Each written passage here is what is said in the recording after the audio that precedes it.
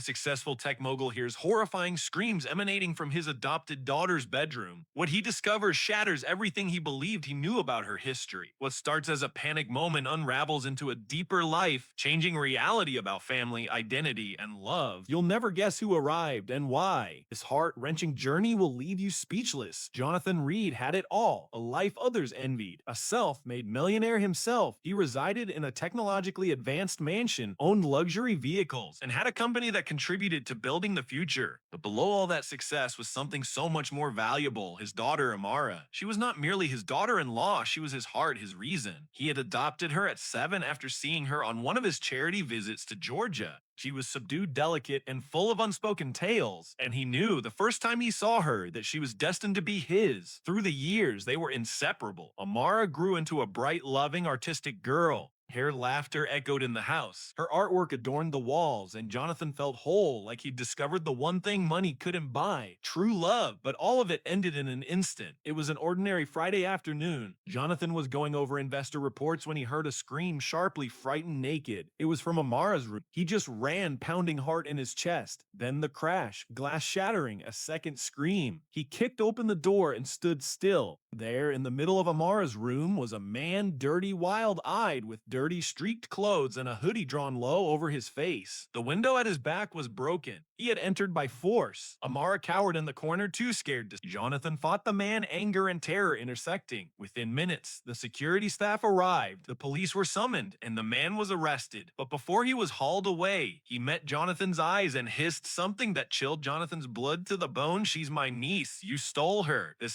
Jonathan could not sleep that evening. Who was this guy? Was he telling the truth? Amara's adoption documents had been spotless. No relatives, no custody disputes. She was an orphan when he discovered her. Or so he had thought, tormented by these words and Amara's shattered whisper. He said he knew me. Jonathan retained a private investigator. The truth stunned him. The man Daryl Simmons existed, and he was indeed telling the truth. He was Amara's biological uncle, her mother's younger brother. Years earlier, he had disappeared into the streets, addicted to drugs and homeless. By the time her mother died in a car accident, Daryl was nowhere to be found. Having no known relatives, Amara was put into foster care and eventually adopted. But Daryl had tidied up, looked for her, and when no one answered, he'd found her the only way he could: by appearing. Jonathan was heartbroken. He'd brought up Amara, loved her through it all. Now was he supposed to give her away? The courts intervened. Daryl wasn't awarded custody, but he was offered a possibility: enter rehab, demonstrate stability, and perhaps, just perhaps, gain visitation rights. Jonathan was angry. He did not trust Daryl. But Amara, well, she stunned him once more, sitting under the stars one night, staring up at the stars with her. She turned to Jonathan and said quietly, "Daddy, I don't want to leave you, but I want to know who I am too." Jonathan's heart broke and mended at the same time. "Then we'll do it together," he said to her. "I'm not leaving." Daryl started therapy. Gradually, a change came over him. He began to write Amara letters, tender poems, and tales about her mother. Amara, for the first time, learned about the woman who had given her life, the one who sang to her, adored sunflowers, and danced in the rain. These tales did not drive Jonathan away. They brought everyone closer. Months went by. Then one morning, Amara entered Jonathan's office with a painting in hand. It depicted 3 people: a curly-haired girl, a man in a suit, and a man with weary eyes, but all 3 holding hands. She indicated and smiled. "This is my family." And at that moment, Jonathan realized she wasn't making a choice between them. She was choosing both, her past and her present. Her pain and her healing, her truth. This is not a story about a break-in or a biological twist. It's about what it is to be a father. It's about letting love grow. It's about the strength to confront what's broken and make something more solid from it. Jonathan believed he was rescuing Amara, but in the end, she rescued them all. It was a serene Friday afternoon, the sort where sunlight streamed through the high windows of Jonathan Reed's estate of the art mansion, and all was quiet, nearly holy. Jonathan had just finished a meeting with international investors, reclining in his ergonomic chair and taking a sip from a flawlessly brewed cup of espresso. The soft hum of classical music, the occasional beat from his digital assistant, filled the air, accompanied by the benign hum of the security system. Everything seemed in hand. Nodded toward the wall monitors, a habit, not a need. The hallway monitor displayed a view of the hall. The kitchen monitor, the kitchen, and the third monitor, Amara's room. She was working on painting that afternoon, something she did to relax. Her bedroom was her sanctuary, her paint and drawing materials laid out like instruments in a religious rite. Jonathan smiled, remembering how far she'd come from a shy, subdued kid to this considerate, creative little girl who surprised him at times with the richness of her mind. But then, as he touched his tablet, a noise cut the air. It was not music, it was a scream, a piercing, blood curdling scream that had rung out through the corridors like a night siren. He stood stock still for a moment, his heart ceasing to beat. Then the cup fell out of his hand, crashing on the floor as he tore out of the office, calling her name, Amara. The scream recurred, this time louder, raw, frightened, and bestial. It was not a tantrum or a nightmare. This was different. Jonathan's feet pounded against the marble floor as he ran up the stairs 2 steps at a time. Each inch of the house now became a maze. The previously lovely open design now appeared as a spiteful hurdle between him and his daughter. He reached the hall to her room and heard a crash, shattering glass. His stomach churned. Was anyone in the house? Had someone broken in? His security system should have kept them out. None of it made any sense. He came to Amara's door. It was ever so slightly open. Without hesitation, he kicked it open, the force shattering the wood at the hinges. What he saw took his breath away in his throat. Amara was standing in the corner, her arms around herself, tears streaming down her face. Her eyes weren't frightened. They were begging, frantic. Standing mere feet from her was a man. Tattered, dirty, his face partially hidden behind a frayed hoodie, eyes crazy and moving like an animal trapped in a corner, he towered over the room as if he owned the place. The window behind him had been broken wide open, shards of glass glittered on the carpet like sadistic diamonds. Jonathan didn't hesitate. He sprinted at him, adrenaline coursing through his veins like fire. The man spun around to run, but Jonathan slammed him to the floor. They wrestled, toppling Amara's easel, ruining paint on the floor like blood. Who are you? Jonathan bellowed, his arm pressed across the man's neck.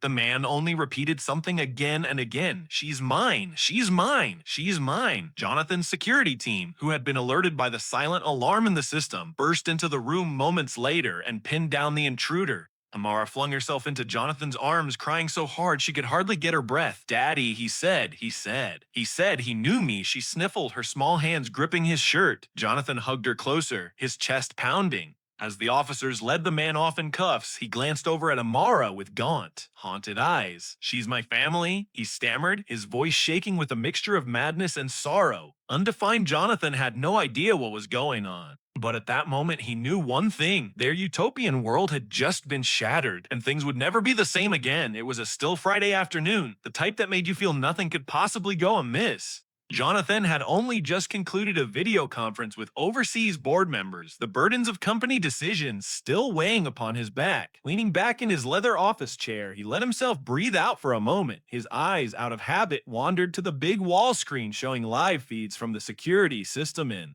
the house, each hallway, each door, each corner under watchful eyes. He never took risks, not with Amara home. She was home to be in her room, painting, her go, to way to lose herself in the world of her imagination. He smiled fleetingly at imagining her, bent double, over a canvas, her tiny fingers stained with paint. And then it occurred. A shriek, shrill, ear, piercing, and laced with a sort of fear he had never ever heard her voice contain before. His heart froze. The coffee cup fell from his hand, shattering into porcelain bits on the marble, but he was hardly aware. Amara, he yelled, already racing out of his office. His feet thundered through the hall as he ran up the stairs, fear pounding his chest. The house, which was usually so spacious and impressive, now seemed a heartless labyrinth. His brain fired questions. Was she injured? Did she slip? Was someone in the house?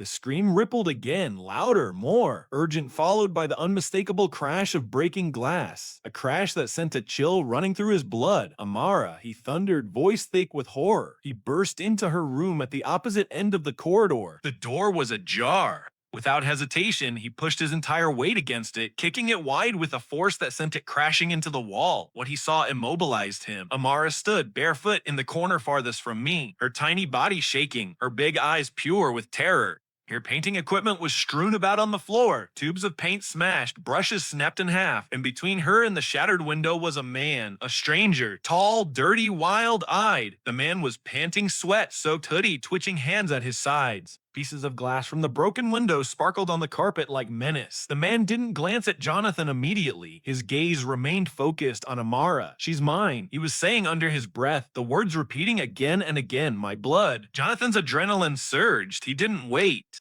He rushed forward, bearing down on the man onto the floor. They crashed against the easel, paint splattering like torn madness onto the walls. The man struggled back, wild, spasmodic, but Jonathan was more powerful. He held him pinned down, bellowing, "Who are you? What do you want with my daughter?" When the security squad burst into the house, guns drawn, they yanked the intruder off the ground and subdued him with vicious efficiency. Amara burst into Jonathan's arms, crying desperately, holding his shirt so hard that her knuckles were white. "Daddy." "You recognize me," she gasped, struggling to get the words out through her tears. Jonathan's heart broke. He hugged her hard, protecting her from it all, physically, emotionally, mentally, wanting to eliminate what she had just witnessed. As the intruder was let out in handcuffs, his gaze met Jonathan's. They were mad, yes, but something more. Desperation. "She's my niece. You stole her," the man snarled. Jonathan was shocked, the words falling on him like a freight train. What was this? Amara had no known family. The adoption was clear, legal, final, or so he thought. As Amara wept into his chest, holding on to the only father she'd ever known, Jonathan's ideal world began to crumble, deeper down, deeper than the rage and the fear. He knew this was far from over. The man's face, his words, the mayhem, it wasn't accidental. It was the start of something much more agonizing, much more complicated than he could have ever conceived. And looking down at Amara, cradling her shaking form in his embrace, he swore silently. Whether this man said what he said, whatever was to happen next, he would do anything to keep his daughter, safe. Within the room, two people erupted into chaos like flames following an explosion. Amara was wedged into the corner, her small body trembling uncontrollably. Her arms clutched around herself as if she was attempting to fold into nothingness. Her large, terrified eyes locked on Jonathan the instant he burst into the room, silently yelling for rescue. The previously tranquil bedroom, the sanctuary where she had painted sunshine and flowers just a few hours before, now resembled a battleground. The window had been broken inward, jagged pieces of glass sparkling on the carpet like scattered ice. Wind wailed through the open frame, carrying leaves and dust, introducing a surreal element to the nightmare scenario. And then there was the man, dirty, skeletal, wearing tattered jeans and a ripped hoodie. He stood barefoot in the center of the room like a specter from another universe. His hair was tangled, his face covered in filth, and his eyes, those crazy sunken eyes, scanned Jonathan and Amara with a gaze that was half recognition, half lunacy. For one instant, Jonathan's brain stopped working. Who is this stranger? How had he entered the home? But reflex refused to permit doubt. A yell, and Jonathan pounced, knocking the stranger to the ground. The two men collided with the dresser, sending books in a hand-painted ceramic unicorn that Amara had created herself flying. The stranger struggled back with some strength of unknown motivation, driven by some mad and frenzied thing, but Jonathan, driven by rage and terror, pressed him into the floor with one forearm across his chest. "Who are you?" Jonathan bellowed, but the man's mouth worked wildly, saying something Jonathan couldn't decipher. Second after, the security crew burst in, guns drawn, and descended upon the intruder. They hauled him up with brutal force, cuffing his wrists as he kicked and screamed, his voice increasing in a wild, anguished chant. "She's my blood! She's mine! You stole her from us!" The words stung Jonathan like a slap, not because they made sense, because they didn't. Amara had no known relatives. No one ever had. He'd formally adopted her every legal avenue. As the intruder struggled out, writhing like a cage animal, Jonathan glanced at his daughter. She stood shuddering by the shattered easel, the paint she'd been working with now splattered upon the floor in wild, colorful splashings. Red, blue, yellow, all of it grotesquely resembling spilled blood. Amara stepped back one wavering step and fell into Jonathan's arms. He dropped her knees, holding on to her as she broke through into sobs, her tears seeping into his shirt. He said, "He recognized me," she breathed, her words almost inaudible amidst the jagged gasps for breath. "He said he recognized my mom." Jonathan's whole body grew numb. The world around him swirled. This couldn't be happening, could it? She was 4 when she came into foster care. No surviving family, her case file stated. She was on her own. That's what he'd been told, what he'd believed for years now. And yet, in this one terrifying moment, all his assumptions about Amara's history were shattering like the shattered window behind them. He gazed into her face, streaked with tears, at the fear still evident in her eyes, and something other than fear started to grip him. Doubt. Had someone let her down before he found her?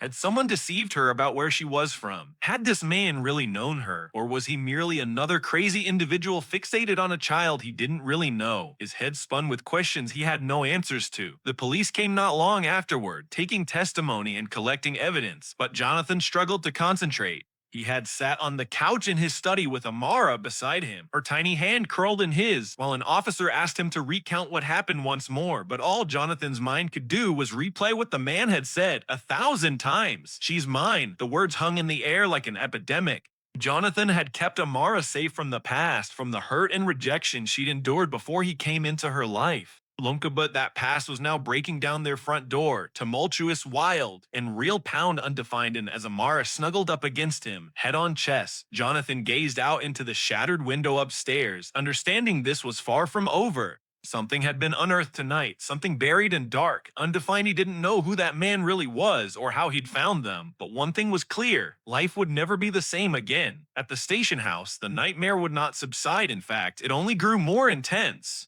While Jonathan sat with the officers across from him, still dazed by the horror of the burglary, the individual they had taken into custody, once cleaned up sufficiently to resemble human again, sat in an interrogation room, playing the same record over and over. "She's my niece. She's my blood. You stole her." The words sent a shiver down Jonathan's spine, not because he felt they were true, but because the man held onto them so desperately. His name, the police report said, was Daryl Simmons. He carried no identification on his person. Taken into custody, had no fixed abode, no discernible life beyond the craziness that had driven him to break through a child's bedroom window. Initially, Jonathan blew it off as delusion, the ramblings of a mentally disturbed vagabond who had become obsessed with Amara for some obscure motive. But doubt had been planted, the manner in which Amara had responded, the words she mumbled, the mention of her mother's name. There were too many loose ends. That evening, many hours after Amara had finally drifted off to sleep in his bed, hugging her beloved stuffed animal and refusing to release his hand, Jonathan sat at his desk in his study and made up his mind. He couldn't bear not knowing. He wanted answers. So he arranged for a private investigator, an old acquaintance of his security staff, one who was discreet and merciless when it came to uncovering truth. Within days, the test results returned, and they knocked Jonathan for a loop. Daryl had not been exaggerating. He was indeed Tanya Simmons' younger brother, Amara's biological mother. Tanya had died in a car accident when Amara was 4, sending her tumbling into the foster system. But what the adoption agency had never revealed, maybe because they themselves had never verified it, was that Tanya had specified Daryl as next of kin years ago, when she was still on a good path. Daryl, it turned out, had battled drug addiction for most of his adult life, living for years on the streets, shuttling in between shelters and Atlanta's streets. No one could find Daryl when Tanya passed away.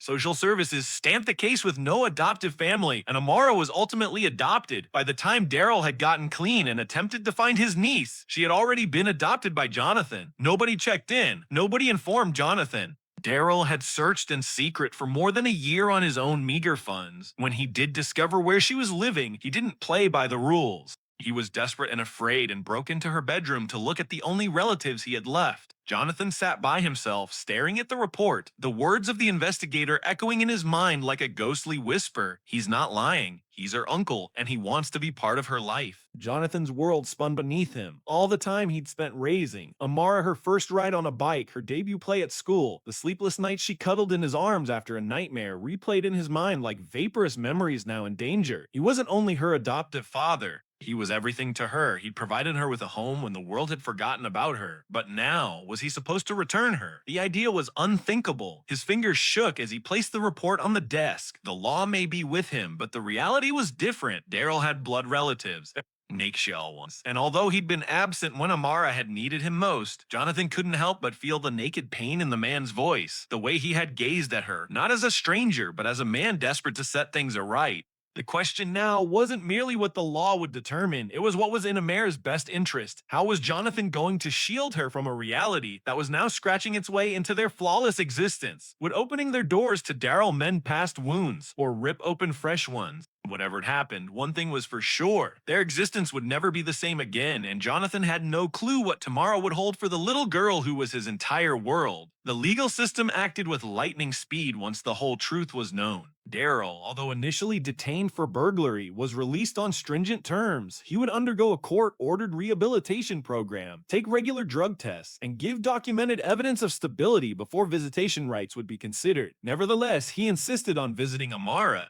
an atheist for supervised visitations, claiming his family relationship and that he had never voluntarily relinquished his niece. Jonathan was furious. All of his protective nature yelled that Daryl was unstable, unpredictable, and a danger to the life he'd built for his daughter. He couldn't trust the man who had invaded their house and scared Amara in her bedroom. But Amara, lovely steadfast, Amara assaulted him in a manner he hadn't anticipated. One peaceful night, they sat together on the patio out back, snuggled under a blanket beneath the stars, observing the fireflies flit about the grass. She leaned her head against his heart and talked in a whisper, "Daddy, I don't want to go away from you, ever, but I want to know me too. I want to know where I come from." Her voice shook with vulnerability, but her eyes were free. Jonathan's heart broke. She wasn't rejecting him. She was grasping for a missing part of herself. And in that moment, he understood that real fatherhood wasn't about owning or being exclusive. It was about standing behind, loving, and steering a child through whatever path she needed to walk, even if it pained him. He wrapped his arms around her tighter and spoke softly, "Then we'll do this together. You don't have to choose. I'm not going anywhere." The following months were a test of love, patience, and faith. With the supervision of the courts, Daryl started going to therapy and rehab. He was resistant initially, combative, even resentful. But something about watching Amara flourish, happy, safe, loved, started to chip away at him. He recognized in Jonathan not an adversary, but a man who had filled the space where he had disappeared. Guilt began to erode his protectiveness. Rather than insisting on visits or showdowns, Daryl began with letters, plain, handwritten messages that came every week. Initially, Amara read them silently, not knowing how to respond. Then came the poetry. Small poems scribbled in wobbly cursive, full of memories about her mother, how she used to sing at night to her baby girl, how she adored sunflowers, how she danced once barefoot during the rain. These were new stories Amara had never been told. They weren't words, they were door keys to a portion of her identity she never knew existed. She slowly unfolded. The visits started closely monitored at public parks and family centers. Daryl never pushed his luck. He listened more than he spoke, questioned rather than asserted, and apologized frequently and genuinely. Jonathan was always at his elbow, monitoring like a hawk, but even he could not help but acknowledge that something within Daryl was evolving. This broken, explosive man was beginning to mend, and although trust did not happen right away, respect started to develop groggily, tentatively, but in earnest. And then, on one crisp morning, a few months later, Amara slipped quietly into Jonathan's office, a small canvas held behind her back. Her smile was gentle but firm. "I created something," she said, moving forward to unveil the painting. It displayed three individuals, a small girl with a curly head of hair between two men, one of whom was dressed in a sharp suit, the other who had worn-out eyes and a gentle smile. The three held hands under a sky with warm golden strokes. She touched each with a pointing finger. "That's me, that's you, and that's Uncle Daryl." Jonathan remained silent. He couldn't speak. His throat closed and a stinging burned behind his eyes. In that instant, all was made clear. She wasn't deciding between them. She was deciding on both. And in doing so, she was making something more profound than blood ties or papers, a family based on honesty, empathy, second chances, and love without limits. It wasn't the life Jonathan had envisioned, and it wasn't perfect by any means, but it was authentic. And as Amara set the painting on his desk, then wrapped herself around his waist, Jonathan saw something. Love doesn't divide, it multiplies. And sometimes the strongest thing a father can do is to open himself up enough to allow someone else in, not for himself, but for the child he loves more than anything in this world.